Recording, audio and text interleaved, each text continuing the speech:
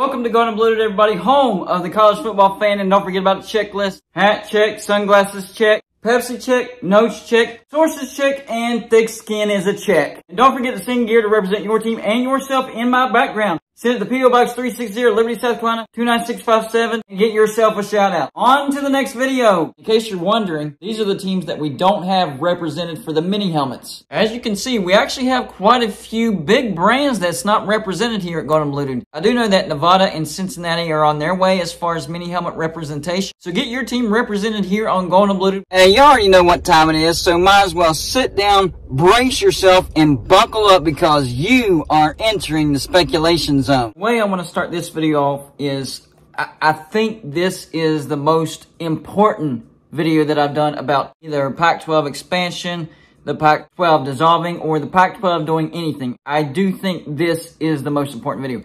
I've done videos on the Four Corners talking to the Big 12. I've done videos on Arizona and Arizona State not being happy with the Pac-12 and the TV deal situation. I've made videos talking about the TV deal itself, $22 million per team per year, and I'm hearing that number more and more and more.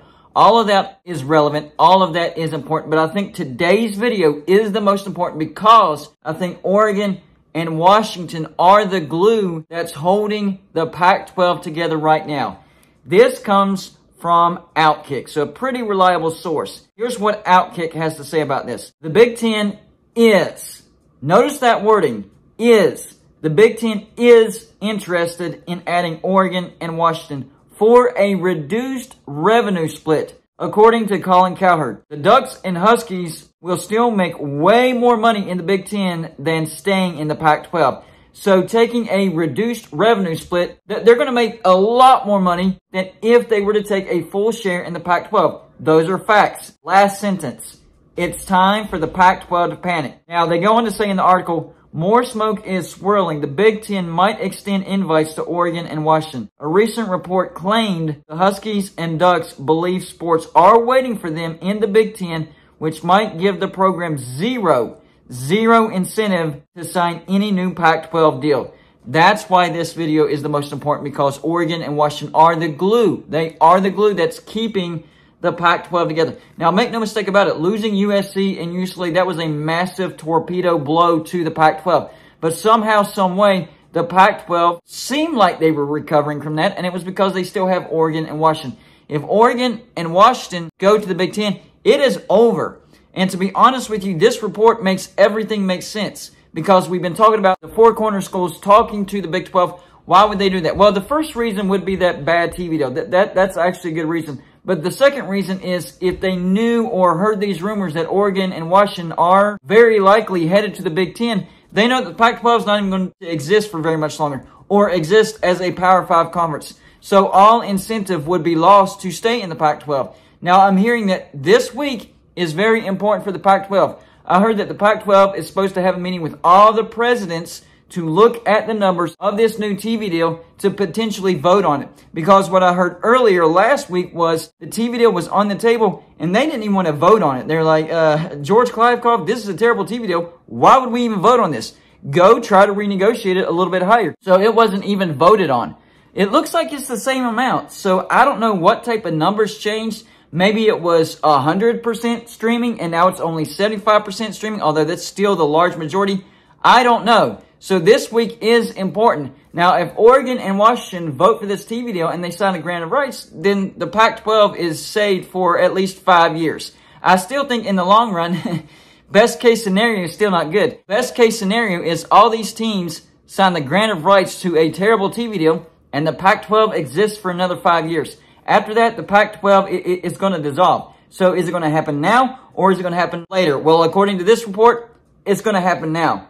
Because it looks like that the Big Ten is interested in adding Oregon and Washington at a reduced revenue share. That means unequal revenue share. So if Oregon and Washington are okay with that, then they're going to be invited into the Big Ten. That means that these Four Corner schools, they see it's time to panic. But they want to make sure that they make this decision before it's too late. Now, I think that the invite would be there no matter what. They just don't want to make themselves look weak. Like it's a reaction. They want to make it look like it's a proactive move, not a reactive move. So that's the difference between acting on it now and acting on it later. Because remember, after June of 2024, the Pac-12, as of right now, does not have a new TV deal. And even the new TV deal that's being proposed, $22 million per team per year, not good at all. That is a solid $10 million per team per year, less than any Big 12 team. That's and they're not okay with that. They are not okay with that. So Oregon and Washington looks like they will be joining the Big Ten. I don't know if this would happen this offseason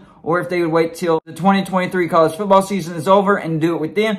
Now the biggest question is timing. When would this happen? Because I do think this is going to happen. I do think Oregon and Washington will be okay with a reduced revenue share from the Big Ten because they're getting out of a sinking ship. And maybe eventually they can actually earn full revenue share. This doesn't have to be the end-all be-all, like you will never ever earn full revenue share in the Big Ten. I don't think it's that type of situation. I think eventually, kind of like Nebraska, I think Nebraska recently just started earning full revenue share in the Big Ten.